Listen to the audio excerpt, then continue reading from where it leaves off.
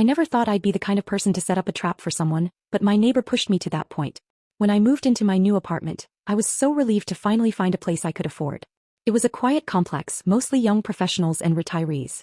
My unit was on the second floor, cozy, bright, and close to the mailroom downstairs. Everything seemed fine for the first few weeks, until I started noticing something strange. My packages kept disappearing. At first, I thought it was just delays. I ordered a couple of small things online. A kitchen scale, a set of measuring spoons, nothing fancy. The delivery status would say delivered, but nothing would ever show up at my door. When it happened the third time, a pair of shoes I'd been saving up for, I called the delivery company. They said the driver had left it in the mailroom as usual with photo confirmation. I checked the picture. Sure enough, there was my box sitting right on the shelf. Except by the time I got home from work that day, it was gone. I started to get suspicious. Our building had one of those open mailrooms. No individual lockers, just a few shelves labeled deliveries. Most tenants were respectful enough to grab only their own things. But I'd noticed a woman named Tina, who lived in the unit directly across from me, hanging around there more than usual. Tina was in her late 30s, always wearing oversized sunglasses and holding a tiny dog that barked at everything. She wasn't exactly friendly, but she wasn't outright rude either. Still, something about her made me uneasy. She was always watching. One evening, I walked in from work and caught her coming up the stairs with a suspicious-looking brown box. She smiled quickly and said, "Crazy delivery day, huh?" before disappearing into her apartment. I had a gut feeling. So I waited until she left to walk her dog later that night, then went down to check the mailroom. Sure enough, no packages for me. That was the night I decided to buy a small camera and install it in the corner of the mailroom. It wasn't anything fancy, just a cheap motion-activated one disguised as a wall hook. I positioned it to face the shelves where deliveries were usually dropped off. I didn't tell anyone. I just wanted to confirm my suspicion before doing anything. A few days later, I ordered something small again, a book this time. I watched the delivery notification come in on my phone while I was at work. By the time I got home that evening, the package was gone. I opened my laptop, pulled up the camera feed, and froze. There she was, Tina, walking into the mailroom about 15 minutes after the delivery driver left. She looked around, scanned the labels, and casually slipped my package into her oversized tote bag before walking right out like it was nothing. I felt this mix of anger and disbelief. She didn't even hesitate. I could have confronted her right then, but I wanted to be smart. So instead, I gathered more footage. Over the next 2 weeks, I ordered a few small items just to bait her. A mug, a pair of socks, a notebook. She took every single one. And each time I had it on camera. The final straw came when I ordered a gift for my niece's birthday. A stuffed toy she'd been begging for. When that package vanished too, I decided I'd had enough. I could have gone to management or the police right away, but part of me wanted something more personal. A lesson she'd never forget. So I started planning my surprise. I went online and found a few prank videos. People making glitter bombs to catch thieves. I didn't want to go that extreme. Those can be messy and borderline dangerous. But I wanted something that would shock her just enough to make her think twice. So I put together my own low-stakes version. A decoy box, perfectly sealed and labeled like a regular delivery, but filled with powdered flour and a small note inside that said, "Maybe next time try buying your own." I left the box in the mailroom one afternoon before work, then angled my hidden camera perfectly toward it. I didn't have to wait long. That same evening around 6:20 p.m., Tina appeared again. The footage showed her glancing around, grabbing the box quickly and hurrying upstairs. Not even 5 minutes later, I heard a loud sneeze from the hallway. Then another. When I opened my door slightly, I could see faint white powder drifting from under hers. I had to bite my lip to keep from laughing. About 10 minutes later, I heard her vacuum running nonstop. She didn't say a word to me for days after that. Not even the usual fake, hello. But I could tell she knew I knew. There was this awkward tension in the hallway every time we passed each other. At that point, I could have let it go. I'd made my point, right? But something told me she wasn't done. People like her rarely stop unless they're forced to. Sure enough, a week later, I came home to another missing package notification. I checked the footage and my stomach dropped. This time she wasn't alone. Tina had brought her friend along. They both came in, looked around, and grabbed 3 boxes, not just mine but others. That's when I decided it was time to go official. I printed out the footage stills, time-stamped them, and emailed them directly to our building manager, along with a short note explaining the situation. I also mentioned that I'd kept the original videos and was willing to share them with the police if necessary. Within a few hours, I got a response. The manager thanked me for bringing it up and asked to meet in person the next morning. When I showed up at the office, she was already sitting with a security officer. They looked serious. I handed over my phone and let them watch the footage. When Tina appeared on screen, the manager sighed and said, "I had a feeling it might be her." Apparently, there had been other complaints, small things that hadn't been proven before. Missing mail, tampered deliveries, items disappearing from shared storage areas. They told me they'd handle it. And oh, did they?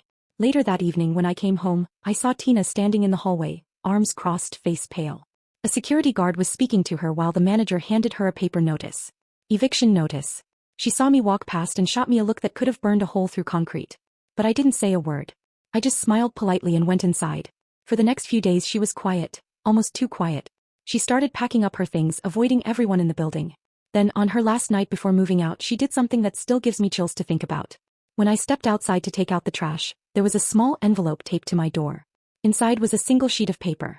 It said, "You shouldn't have messed with me." No name. No signature. Just that. And that's when I realized, maybe my trap hadn't ended things after all.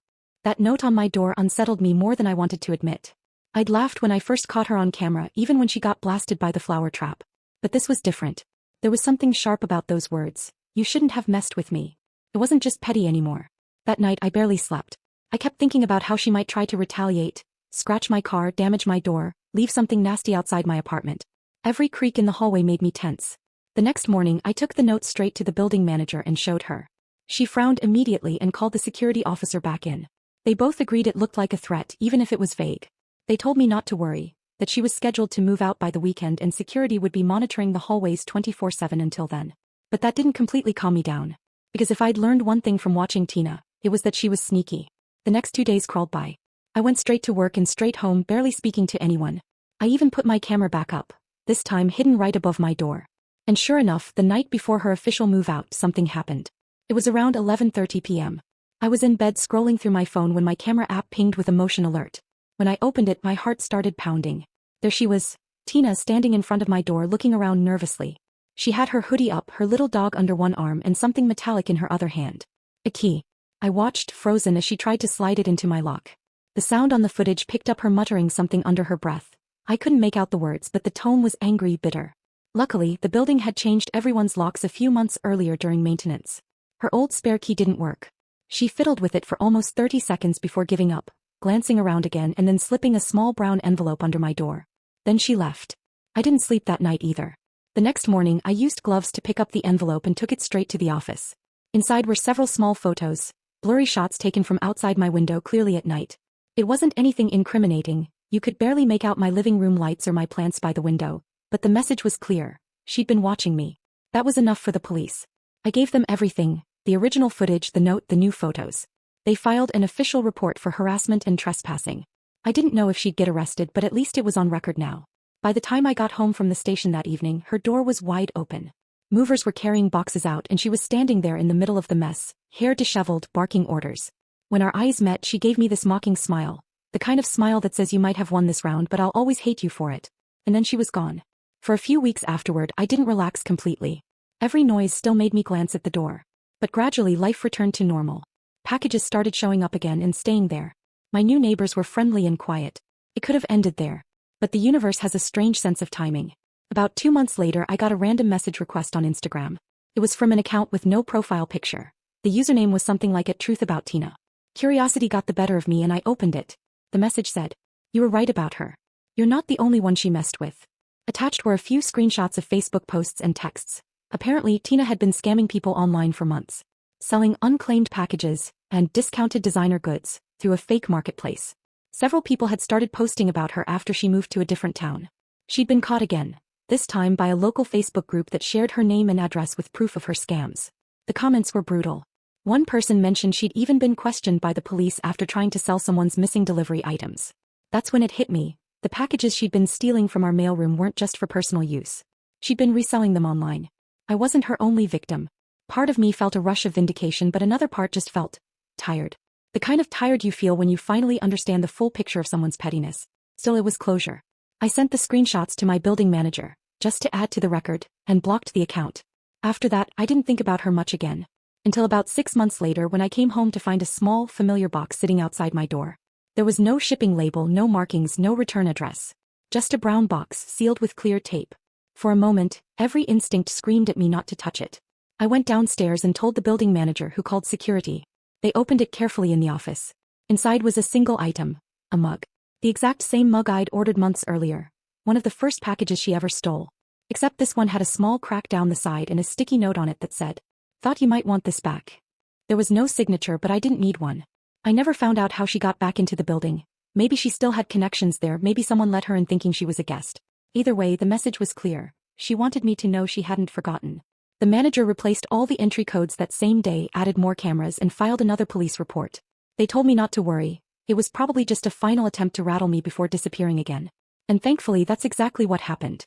Months passed and nothing else ever came of it. No strange notes, no messages, no sightings. Eventually, I heard through another tenant that she'd moved out of state entirely. Life went back to normal for real this time. But even now, whenever I walk past the mailroom, I still glance at the shelves. Not out of paranoia but out of habit. Because I learned something important from all of it. Sometimes standing up for yourself doesn't mean shouting the loudest or getting revenge. Sometimes it means being clever, patient, and letting the truth expose people for who they really are. And in the end, Tina exposed herself. The glitter, the flower, the embarrassment, that was just the beginning. What really took her down was her own greed, her need to control, to take what wasn't hers.